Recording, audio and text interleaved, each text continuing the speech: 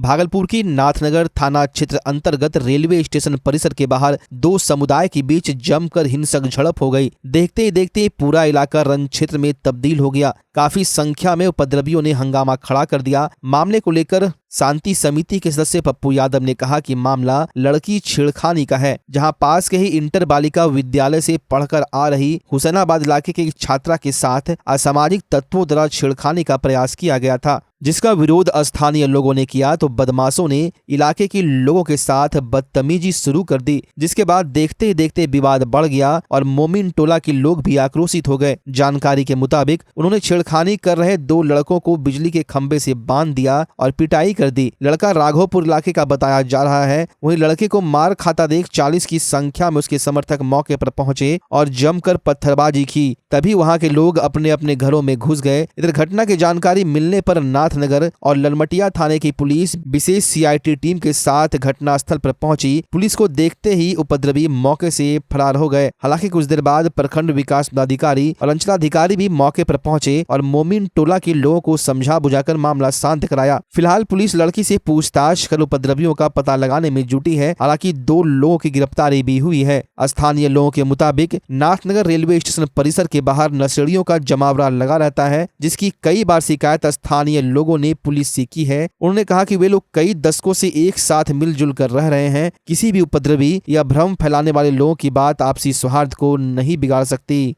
पूरे इंटर स्तरीय बालिका उच्च विद्यालय जो यहाँ 1 से 12 वार्ड की लड़की और 14 पंचायत के लड़की यहाँ आती है, तो आज यहाँ के ही नाथनगर की ही लड़की है। दो जा रहा था केबिन के पास, कुछ लड़का छेड़छाड़ किया। उसी में यहाँ के लोग उसको पकड़ के लाया गया और उसको बांधा गया कि भाई इसको चिन्हाते हैं। उसके बाद उधर से भी 20-25 लड़का आके इताब पत्थल चला। उसके बाद प्रशासन हम सब दौड़े तो भाग गया और उसके बाद मामला को शांति है। सारे हमारे जिला शांति समिति, प्रशासन के लोग, यहाँ के जितने लोग बुद्धिजीवी हैं और हमारे शांति समिति के लोग हैं लगे हुए हैं। हमारे सारे लोग, चाहे भवेश यादव हो, देवाशीष बनर्जी हो, चाहे सफ़ेउल्ला हो, जुम्मन जी हो, चाहे मानव बाबा हो, चाहे 3 नंबर के चिकू हो, पार्षद हो, निजात अंसारी हो, सारे लोग टीम कैंप करके कि हम दोनों भाई यहाँ भागलपुर नाथनगर में शांति सद्भाव भाईचारा से रहते हैं। कोई भी वो सामाजिक तत्व इसको बिगाड़ नहीं सकता है। कोई भी वो सामाजिक तत्व नज़र उठाएगा तो हम सब उसको कुचलने का भी काम करेंगे। ये हमारा भाईचारा जो प्रेम है और सब दिन रहेगा। और हमारा इतिहास रहा है 89 के बाद अब भागलपुर नाथनगर शांति सद्भाव भाईचारा के लिए क्या बात है। तो आए हैं लोग, तब तक तो यहाँ के शांति समिति के जो भी मेंबर थे सारे आदमी शांत कर चुके हैं। फोर्स वगैरह सब जगह प्रतिनियुक्त ही हैं। मामला शांत है। अभी सुनने में आया कि लड़की थाना में गई है पहचानने के लिए कि कौन छेड़ा है उसको। अभी माहौल शांत है। पथराव भी हुआ है? हाँ, पथराव का तो मैसेज था। अभी हम लोग देखे हैं थोड़ा बहुत ईंट वगैरह गिरा हुआ है। अभी शांति? हाँ, शांति। अब आपके शहर भागलपुर में खुल चुका है पूरे बिहार का सबसे बड़ा और premium salon looks salon.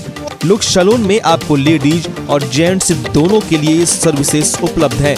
Ladies के लिए hair styling, party makeup, bridal makeup, hair texture, hair treatment, facial and rituals, hands and feet, nail care जैसी सुविधाएं। तो जेंट्स के लिए hair cut and finish, hair colour, hair texture, hair treatment, skin care, beard grooming जैसी सुविधाएं उपलब्ध है। Looks salon अपने इनॉग्रल ऑफर्स के तहत सभी प्रकार की सर्विसेज पर 34% की भारी छूट दे रही है। तो अगर आप भी लुक्स सैलून के बेहतरीन प्रीमियम सर्विसेज की चाहत रखते हैं तो अभी बुकिंग कर सकते हैं। अपॉइंटमेंट के लिए आप मोबाइल नंबर 9199062666 पर संपर्क कर सकते हैं या फिर www.luxsalon.in पर जाकर ऑनलाइन अपॉइंटमेंट भी ले सकते हैं। पवित्र सावन महीने में सुल्तानगंज से लगातार कांवरियों का जत्था वैद्यनाथ धाम जा रहा है। अमूमन कांवरियां पैदल या दौड़ते हुए या फिर दंड देते हुए जाते हैं, लेकिन सुल्तानगंज के कच्ची कांवरिया पथ पर एक कांवरिया ऐसा दिखा जो काफी कष्टप्रद यात्रा कर रहे हैं। दरअसल समस्तीपुर के निहाल सिंह बिच्छू बम बनकर जा रहे हैं। बिच्छू की तरह हाथ के बल वो सुल्तानगंज से वैद्यनाथ धाम की 105 किलोमीटर की दूरी तय करने निकल चुके हैं। इनका हाथ नीचे पैर ऊपर रहता है और इस तरह एक बार में वो 100 मीटर ही चल पाते हैं। फिर थोड़ी देर रुकने के बाद हाथ के बल आगे बढ़ते हैं। ऐसे में उन्हें वैद्यनाथ धाम पहुंचने में 1 महीने से अधिक का वक्त लग सकता है। रास्ते में लोग उन्हें बिच्छू बम के नाम से पुकारते हैं। जब निहाल सिंह से हमने बात की तो उन्होंने बताया कि 7 साल पहले पिताजी की तबीयत बिगड़ी थी। IGIMS पटना में भर्ती थे। उस वक्त हमने महादेव से कामना की थी, पिताजी अगर स्वस्थ होते हैं तो सुल्तानगंज से वैद्यनाथ धाम दंड देते हुए जाएंगे। अस्पताल में थोड़ी ही देर बाद से पिताजी की तबीयत में सुधार होने लगा, जिसके बाद वो कई बार दंड देते हुए वैद्यनाथ धाम गए। फिर भी महादेव के प्रति बहुत आस्था है, इसलिए इस बार बिच्छू की तरह जा रहे हैं। महादेव ने हमें सब कुछ दे दिया है। ये हम सहरसा से आए हैं। आतापुर कुंडल मेरा घर हुआ जो समस्तीपुर में पड़ता है। क्या बन के जा? हम शिव के श्रृंगार के रूप में जा रहे हैं। शिव जी कान में बिच्छू पहनते हैं कुंडल में, तो उन्हीं के रूप में हम जा रहे हैं। बिच्छू बन के अपने हाथों पे चलते हुए बाबा का रास्ता जा रहे हैं। पहले भी गए? जी पहले नहीं गए, मैं पहली बार जा रहा हूँ, प्रथम बार जा रहा हूँ। तो परेशानी नहीं होगी क्योंकि पैर ऊपर हाथ पे चलना तो कहीं ना कहीं रास्ते? जी हाँ परेशानी है, लेकिन ये इतना कष्ट नहीं जितना बाबा से प्रेम है। बाबा के प्रेम के सामने ये कष्ट तो कुछ भी नहीं, इससे ज़्यादा उठाने के लिए तैयार है। तो बाबा से इतना प्रेम कैसे? बाबा से प्रेम क्योंकि जब हम इंटर में पढ़ते थे तो तब मेरे पिताजी बहुत बीमार पड़ गए थे। उनका लीवर में प्रॉब्लम हो गया था। डॉक्टर ने हाथ खड़ा कर दिया था। पटना में IGMS में वो एडमिट थे। उनकी बचने की संभावना नहीं थी। तो तभी हमने बाबा से गुहार लगाया, जो बाबा मैं दंडवत आऊँगा। तभी मैं दंड प्रणाम को जानता भी नहीं था। मैं दंडवत आऊँगा बाबा, मेरे पिताजी को आप रख दीजिए, बचा दीजिए, उनको जीवन दान दे दीजिए। तो बाबा ने मेरे सुने और 15 मिनट में ही अस्पताल में पूरा मूसलाधार बारिश हुआ और बाबा लगा जैसे बाबा मेरा बात सुन लिए। सुबह जो मेरे पिताजी को ICU में एडमिट करना था इमरजेंसी से, वो मेरे पिताजी एकदम चल रहे थे और हाँ अब वो स्वस्थ हैं। उसके बाद मैं आज से 4 साल पहले हम दंडवत करते हुए बाबा के पास गए, एक बार करके, फिर दूसरा बार फिर गए एक बार करते हुए, तीसरा बार फिर गए एक बार करते हुए, फिर उसके बाद पिछले साल 5 बार दंडवत करते हुए गए हैं बाबा के पास। एक साल में 5 बार? नहीं, एक ही बार में 5 बार। जिस तरह जैसे यहाँ से वहाँ तक की दूरी हम 1 बार तय किए, फिर 2 बार तय किए, फिर 3 बार तय किए, फिर 4 बार तय किए, फिर 5 बार तय किए। 5 साल आप दंड दिए? हाँ 5 साल दंड दिए और वो 5 दंडवत में हमको करीब 7 महीना लगा पहुँचने में। इस बार हाँ इस बार फिर हाँ बाबा से प्रेरणा मिला, तो इस तरह बाबा के श्रृंगार के रूप में हम जा रहे हैं, बिच्छू के रूप में। हाँ पिताजी के लिए ही था, वो पूरा हो गया। अब तो बस बाबा के प्रेम में बहे जा रहे हैं, जिस तरह बाबा बहाए जा रहे हैं। कब तक पहुँच जाएंगे, क्या उम्मीद? उम्मीद तो इसमें कुछ नहीं कहा जा सकता। बाबा के रास्ते में पल में कुछ हो सकता है। इस रास्ते में हम गर्मी के दिनों में उस तेज धूप में हमको आशा देखे हैं। एकदम कैलाश बना हुआ था रास्ता, तो ये रास्ता बाबा का रास्ता है। बाबा भी तो पूरा भरोसा है। मेरा नाम निहाल सिंह हुआ। भागलपुर में एक युवती को उसके ममेरे भाई ने पहले प्रेम जाल में फंसाया और प्रेम विवाह कर जब दोनों को एक पुत्र की प्राप्ति हुई तो युवक ने उस महिला को घर से बेदखल कर वापस अपने मायके भेज दिया। मामला सुल्तानगंज थाना क्षेत्र का है, जहां पिछले 5 वर्षों से एक महिला अपने ससुराल वालों की प्रताड़ना झेल रही है। उक्त महिला का कहना है कि उसने अपने ममेरे भाई के साथ प्रेम विवाह रचाया था और शादी के 1 साल पश्चात पति और ससुराल वालों ने मिलकर उसे घर से चले जाने को कहा। पीड़ित महिला ने अपनी पहचान सुल्तानगंज के इस्लामपुर निवासी मोहम्मद नसीम अंसारी की 25 वर्षीय पुत्री नेहा खातून बताया है। मामले को लेकर पीड़ित युवती का कहना है कि 6 वर्ष पूर्व उसे बिहपुर निवासी मोहम्मद मुजीबुर रहमान के 34 वर्षीय पुत्र मोहम्मद शहबाज के साथ प्रेम हो गया था। दोनों रिश्ते में ममेरे फुपेरे भाई बहन लगते हैं और दोनों ने अपने अपने परिजनों को शादी की इच्छा जाहिर की। हालांकि दोनों परिवार के लोग शादी को लेकर रजामंदी देने को तैयार नहीं थे, लेकिन बाद में दोनों ने अपनी मनमर्जी से निकाह कर लिया। हम यहाँ नहीं रहने देंगे और पैसा कुछ डिमांड करता है, क्योंकि शादी मेरा मैरिज हुआ है, इसीलिए दहेज के लिए भी सास ससुर भी बोलते हैं कि पैसा लाओ, भैंसुर भी बोलता है और लड़का को यही कान भरते रहता है यही सब के विषय में। शादी कब हुई थी? 16 में। 2016 में? जी। अरेंज मैरिज थी या लव मैरिज थी? लव मैरिज ही। Love marriage. किस लड़के से हुई तुम्हारी शादी? क्या नाम है? मोहम्मद शहबाज। कहाँ का रहने वाला है? बीपुर, थाना बीपुर है, ग्राम सौरी। इस पर शहबाज का आपके पति का क्या कहना है, जो प्रताड़ित किया जा रहा है आपको? पति क्या कह रहे हैं? वो मार पीट करते हैं और मतलब धमकी भी, और एक बात और है कि धमकी शादी ब्याह का भी करने का देता है वो, कि हम शादी दूसरा कर लेंगे, ये वो। यानी पति भी घर वालों के साथ ही मिल गया हुआ है। पीड़िता ने बताया कि शादी के 1 वर्ष पूर्व ससुराल वाले दहेज की मांग करने लगे जब वो 3 माह की गर्भवती थी, और दहेज नहीं दे पाने पर उसके साथ बेरहमी से पिटाई भी करने लगे। महिला ने अपने जेठ मोहम्मद जुबेर, मोहम्मद खुर्शीद, देवर गुलजार, सास अनवरी खातून पर उसके साथ गले में फंदा डालकर हत्या करने की कोशिश का भी आरोप लगाया है, जिसके बाद पीड़िता नेहा अपने माता पिता के घर इस्लाम नगर चली गई। उसके पिता ने बताया कि वो टोटो चलाकर परिवार का भरण पोषण करते हैं और ससुराल वालों द्वारा उनकी बेटी के साथ इस तरह के दुर्व्यवहार करने से वो काफी चिंतित है। उन्होंने कहा कि घर की आर्थिक स्थिति ठीक नहीं है, बावजूद इसके वो अपनी बेटी और उसके 5 वर्षीय पुत्र का पालन करते हैं, जबकि वो नेहा के ससुराल वालों की हर मांग पूरी करने को तैयार हैं, लेकिन कहते हैं कि कहीं ससुराल वाले पैसे दे देने के बावजूद उनकी बेटी की हत्या न कर दे। गौरतलब है कि पीड़ित परिजन के द्वारा 5 वर्ष पूर्व में कोर्ट के माध्यम से लिखित आवेदन दिया गया था, लेकिन उनका कहना है कि मामले के संदर्भ में किसी तरह की कोई जांच नहीं हुई, जबकि बीते दिनों वे लोग थाना भी गए थे तो उनका आवेदन दर्ज करा लिया गया, लेकिन लड़की के ससुराल वालों पर कोई कार्रवाई नहीं की गई। नेहा के पिता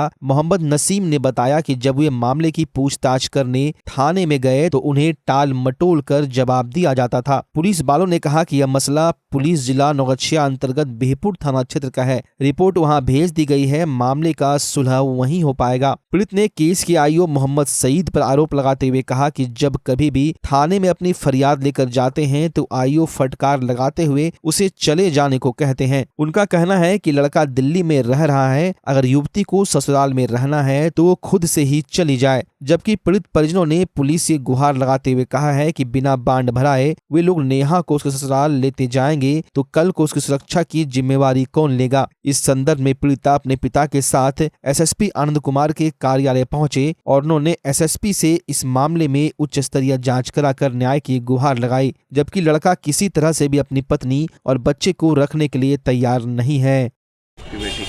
समस्या है सर कि मेरी बच्ची है नेहा खातून, इसके ये मेरे भांजा के साथ ही लव मैरिज किया, तो उसको भी मैंने बर्दाश्त किया। चलो जब कर लिया है बच्चा, गलती किया तो अच्छा से रहे, तो वो खुशी से किया तो दोनों खुश रहे। हम इसको नज़रअंदाज कर दिए, बोले ठीक है तुम दोनों बाबू अच्छे से रहो खाओ पियो। तो देखें सर 6 महीना के बाद इसको लेके बाहर चला गया था, कहीं भाग गया था, वहाँ से ही लोग जब लौटे 6-7 महीना के बाद तो इनको मारा पीटा तो बच्ची खुद मेरे घर अकेली आई तो हम अपना घर चढ़ाए, मेरा बच्चा है तो ज़रूर चढ़ाएंगे, तो चढ़ाएँ। उसके बाद रखने लगे, बाल बच्चा भी यहीं हुआ, लड़का पैदा हुआ। उसके बाद उन लोगों को समझा बुझा के इनको फिर भेजें और उसको भी कि ले जाओ फिर खिलाओ, तुम्हारा परिवार जहाँ रखो वहाँ लेके गया। उसके बाद इसको फिर प्रताड़ना सब मिल के शुरू कर दिया कि इसको ऐसे ऐसे हम मार कूट, इसका बाप पैसा देगा ना तब तुमको रहने देंगे। लड़का भी माँ बाप भाई के कहने पर सब घुल मिल गया, और जैसे जैसे उसका गार्जियन करता है वैसे वैसे लड़का वहाँ से हमको गाली मोबाइल पे चैलेंज करता है, गंदा गंदा बात बोलता है और बोलता है बेटी को ऐसे तरपाएंगे, कुछ नहीं देंगे, ना हम तलाक देंगे, ना हम खाना खर्चा देंगे, तरपाएंगे और ऐसे रहेगी। अब क्या आपकी बेटी को साथ में नहीं रखना चाहता है क्या? वो रखना उसका ना मर्जी, वो अभी जब पढ़ता है कुछ दोस्त वो बोलता है मुंह से मौखिक में कि हम उसको रखेंगे, हम कहाँ छोड़ते हैं सर। अब बाद में फ़ोन हमको करता है कि तुम हमको ऐसा सोचते हो क्या कि हम फंस जाएंगे, ऐसे रहेंगे। तो हम बोलते हैं हाँ बाबू इसको कमाओ खिलाओ घर पर रखो, ले जा आराम से। वो भी नहीं, जब बहनों को कितने साल से आपकी बेटी रह रही है? मेरे यहाँ 5 साल से हम इसको खिला रहे हैं, बच्चे को इतना बड़ा किए हैं, जितना अभी देख रहे हैं बच्चा, इस बच्चे को 5 साल से हम इतना बड़ा किए। पति कोई खर्च वगैरह पति कुछ नहीं। पुलिस क्या सहयोग कर रही है? पुलिस जब थाना हम गए तो थाना बोलता है कि ये मामला वहाँ का है बिहपुर का, तुम बिहपुर या जाओ या नौगछिया जाओ, हम लोग यहाँ से जाएंगे पकड़ने, भाग जाएगा।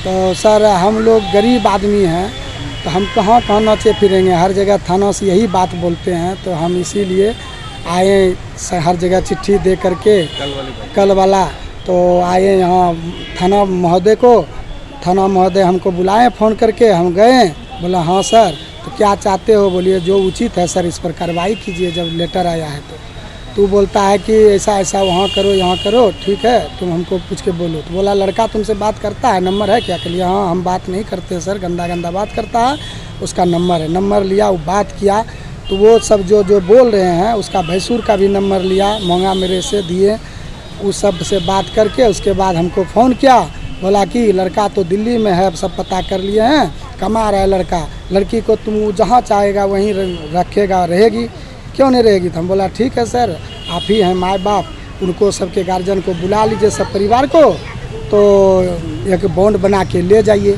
अगर हम कुछ दोषी हैं तो मेरा भी बॉन्ड बना लीजिए। तो बोलता है कि तुम्हारा हम परिवार है रे, तुम ही हमको सिखाएगा। आप इसमें कह रहे हैं ये बात कौन कह रहा था? आयो साहब फ़ोन पे, हाँ सुल्तानगंज थाना, उनका सईद खान है।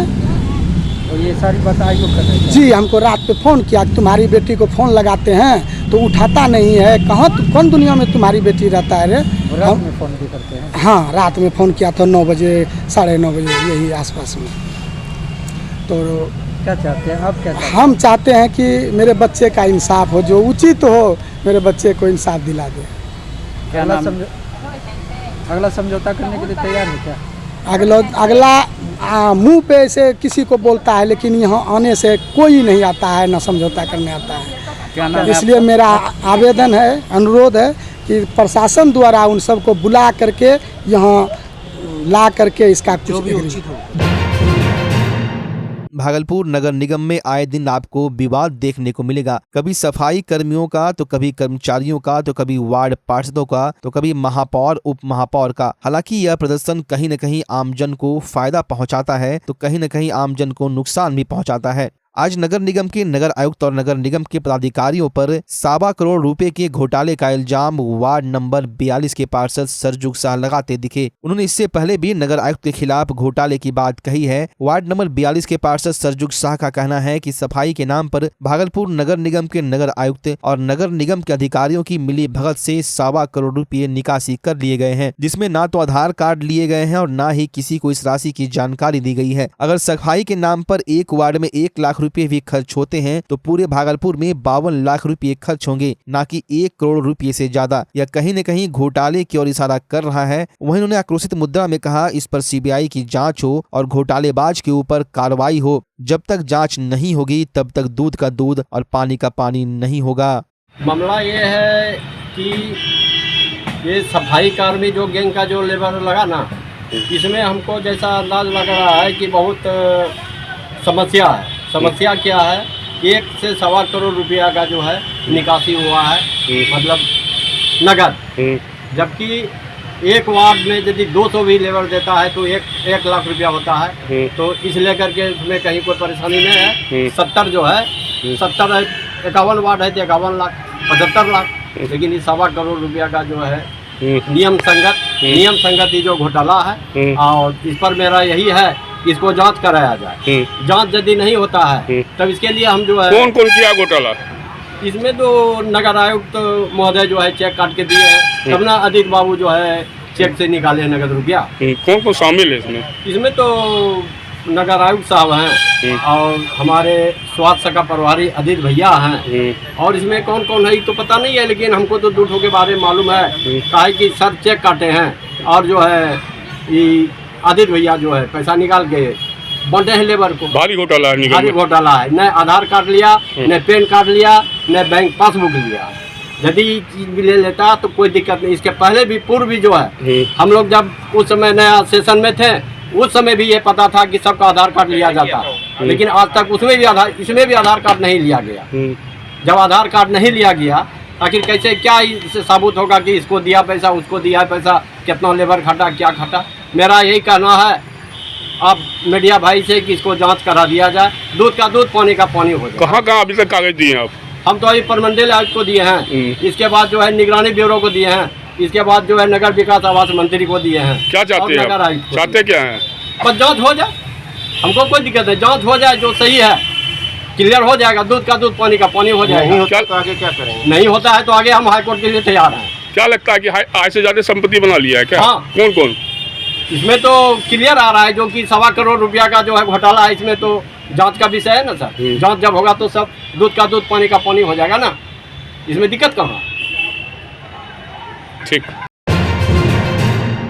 भागलपुर में टाउन हॉल काफी जीर्णशीर्ण अवस्था में था। उसे तोड़कर स्मार्ट सिटी योजना के तहत अत्याधुनिक सुविधाओं से लैस किया गया है, जिसमें 1000 लोगों के बैठने की कैपेसिटी है। कलाकारों के रहने, कार्यक्रम करने, बिजली लाइट के साथ full air condition town hall लगभग बनकर तैयार हो गया है, जिसमें पहले की एजेंसी काम करने में कुछ हड़बड़ी की थी, जिसे हटाकर 2021 में दूसरी कंपनी को दे दिया गया है और उसने तेजी से काम कर इसे पूरा कर दिया है। आज जिलाधिकारी सुब्रत कुमार सेन भागलपुर में बने अत्याधुनिक टाउन हॉल का निरीक्षण करने पहुंचे। उन्होंने कई बिंदुओं पर इंजीनियर, टेक्नीशियन और मेंटेनेंस करने वाले अधिकारियों से वार्ता की। वहीं निरीक्षण के बाद जिलाधिकारी सुब्रत कुमार सेन ने बताया कि भागलपुर के लिए एक बेहतरीन टाउन हॉल बनकर तैयार हो गया है, जिसमें अत्याधुनिक सुविधाओं से लैस एयर कंडीशन, बिजली, प्रकाश एवं कलाकारों के लिए मूलभूत सुविधाओं से लैस है। वहीं उन्होंने बताया कि पहले पुराना टाउन हॉल काफी जीर्णशीर्ण अवस्था में था, उसे तोड़कर नया टाउन हॉल बनाया गया है। जिस तरह पहले शुल्क लेकर वहां कार्यक्रम किया करते थे,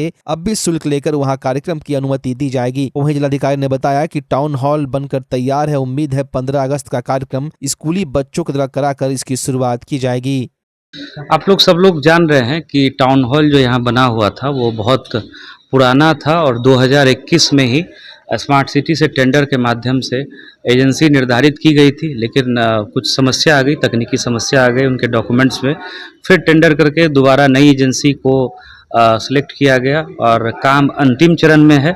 आप लोग देख रहे हैं कि बहुत ही खूबसूरत टाउन हॉल जो कि फुल्ली जो है एसी रहेगा, सेंट्रलाइज्ड एसी रहेगा, दिव्यांगजनों के बैठने की व्यवस्था, महिला पुरुष, ताकि हर एक वर्ग का, चाहे वो स्कूली बच्चे हों या जो स्थानीय कलाकार हों या बाहर से आने वाले जो प्रतिभाशाली जो आर्टिस्ट होते हैं, सबको यहाँ परफॉर्म करने का अच्छा एक प्लेटफॉर्म मिले। तो 1000 की कैपेसिटी का एक बहुत ही खूबसूरत टाउन हॉल जो है वो हम लोग उम्मीद कर रहे हैं कि जल्दी ही बन करके तैयार हो जाएगा। और 15 अगस्त का इस बार का कार्यक्रम हम लोग एक जिला स्तर का कार्यक्रम जिसमें मैक्सिमम स्कूली बच्चों का पार्टिसिपेशन होगा, वो हम लोगों का प्रयास है कि इस बार हम लोग इस टाउन हॉल से कराएं। मेंटेनेंस 3 साल तक एजेंसी करेगी। उसके बाद जैसे जिला के माध्यम से पहले भी बुकिंग होती थी और शुल्क लिया जाता था, जो गैर सरकारी कार्यक्रम होते थे, उसी हिसाब से एक मैनेजमेंट कमेटी रहेगी और उसी शुल्क से इसका रखरखाव, बिजली का बिल या अन्य जो भी है, अभी तो 3 साल एजेंसी को करना है, एजेंसी इसको मेंटेन करेगी और प्रॉपर इसमें कारपेटिंग वगैरह हो रही है। जो एक अत्याधुनिक टाउन हॉल आप लोग देखे होंगे किसी भी शहर में, उसी तरह का टाउन हॉल यहाँ हम लोगों ने बनवाने का प्रयास किया है और अंतिम चरण में है। 15 अगस्त तक हम लोग अपेक्षा कर रहे हैं कि इसकी शुरुआत हो जाएगी। भागलपुर जिले में लगातार गंगा और कोसी नदी के जलस्तर में वृद्धि हो रही है। एक तरफ जहां कोसी अपने किनारे को बहाने पर आमादा है, तो वहीं गंगा किनारे के गांव में भी कटाव शुरू हो गया है। सबौर प्रखंड के बाबूपुर गांव में गंगा का रूप विकराल देखने को मिल रहा है। तेज लहरें गांव को काटने के लिए आमादा है। वहीं अब तक कई एकड़ खेतिहर जमीन गंगा की जद में समा चुकी है। किसानों का कहना है कि हम लोगों की पूरी जमीन गंगा में कटकर समा गई है। अब हम लोग मजदूरी करने के लिए विवश हैं, लेकिन सरकार और जिला प्रशासन की ओर से अब तक कटाव रोधी कार्य शुरू नहीं किया गया है, जबकि गांव में हर वर्ष बाढ़ आता है और हर साल कटाव होता है। ग्रामीणों की माने तो प्रत्येक दिन गंगा के जलस्तर में 8 से 9 सेंटीमीटर की वृद्धि हो रही है। एक बार फिर लोगों को गाँव के कटने का डर सताने लगा है। क्या स्थिति है गंगा की? अभी गंगा का तो गंगा से कटाव चल रहा है, पूरा पानी बढ़ रहा है, पानी बढ़ रहा है और सरकार कोई चीज का मदद यहाँ करिए नहीं रहा है। आप लोग क्या के बंद करिए नहीं रहा है। खेती भी थी आप लोगों की? सब कट गया और जो बचल है वो भी कटने वाला है। कितना खेत आपका था यहाँ पे? 2 बीघा। 2 बीघा खेत कट गया। हाँ, जो बचल है बस यही 2 कट्ठा 3-4 कट्ठा जो बचल है। क्या इस बार बचेगा ये सब? ये सब कोई नहीं बचेगा, सब खत्म हो जाएगा। क्या कहना चाहेंगे सरकार को? सरकार के कहते हैं कि कटाव बचाइए कि गांव का हम लोग का बगल में है। नहीं होता, काम नहीं हो रहा, कोई भी काम नहीं कर रहा है। इंग्लिश में बचाव कर रहा है तो इंग्लिश आप कटिए रहा है, जो कि दूर से लेना चाहिए, जो कि मुंह पे ले रहा है तो मुंह से बचेगा, कभी नहीं बचेगा। डीपीएस से लेगा तभी बचेगा। कैसे खेती करते थे? कर्जा उर्जा लेके? कर्जा लेके खेती करते हैं, लोन भी लिए, लोन भी चुका है। अब कैसे घर परिवार चला रहे हैं? ऐसे कमा खोर के चला रहे हैं। भागलपुर के पुलिस लाइन में फेयरवेल समारोह का आयोजन किया गया। सार्जेंट मेजर के शर्मा के नालंदा तबादला हो जाने के बाद आज फेयरवेल का आयोजन किया गया। एसएसपी आनंद कुमार सहित सिटी डीएसपी व पुलिस के अधिकारियों के द्वारा उन्हें अंग वस्त्र व बुके देकर सम्मानित किया गया। वहीं उनके द्वारा किए गए कार्यों की चर्चा की गई। वरीय पुलिस अधीक्षक ने बताया कि उन्होंने जिले में बहुत अच्छा काम किया है, लेकिन नालंदा पुलिस एकेडमी में जाने के बाद वहाँ से जो ट्रेंड होकर लोग आएंगे उन्हें भी वो अच्छा ट्रेनिंग देंगे, जिससे राज्य के अलग अलग जगहों पर जो जवान जाएंगे वो उनके जैसा बनने का प्रयास करेंगे। उन्होंने कहा कि इनके जाने से लोगों में मायूसी तो जरूर है, लेकिन वो आगे और अच्छा काम करे, इसके लिए सभी लोगों ने उन्हें शुभकामनाएं दी। वहीं सार्जेंट मेजर ने भी जिले में लंबे समय तक रहने के बाद कहा कि यहाँ जो लोगों का प्यार मिला है वो भुलाया नहीं जा सकता। फेयरवेल कार्यक्रम के दौरान पुलिस विभाग के लोगों के साथ साथ आम लोगों ने भी कार्यक्रम में हिस्सा लिया और सार्जेंट मेजर के द्वारा किए गए कार्यों की सराहना की। भागलपुर में लगभग हम यहाँ 4 साल रहे हैं, ट्रैफिक इंस्पेक्टर और प्रचारी प्रवर्ग के रूप में, और अभी ट्रांसफ़र पुलिस अकादमी राजगीर में मेरा हो चुका है। और यहाँ के लोग भी बहुत अच्छे हैं, बहुत कोऑपरेटिव हैं, चाहे शांति समिति हो, यहाँ के मीडिया जो भी बंधु लोग हमारे हैं सब, उन लोग भी बहुत अच्छे हैं। कभी कभी हम लोग कुछ ऐसा मसला होता था जिससे हम लोग आप लोग से भी लेते थे कोई बात, या जो यहाँ के जनता भी काफ़ी कोऑपरेटिव है। हम आशा करते हैं कि ऐसे ही पुलिस को कोऑपरेट करते रहेंगे, यही हमारा आशा है। हमारे परिचारी प्रवर वो पिछले लगभग 3 साल से यहाँ पर पदस्थापित थे और उनका स्थानांतरण बिहार पुलिस एकेडमी में हुआ है, तो उन्हीं का विदाई समारोह उसमें सभी पुलिस लाइन में पदस्थापित और अगल बगल जो थाने हैं उसमें पदस्थापित पुलिसकर्मियों और पदाधिकारियों के द्वारा विदाई समारोह का आयोजन किया गया और उसमें सभी लोग आए और उनके सुखद भविष्य की कामना की।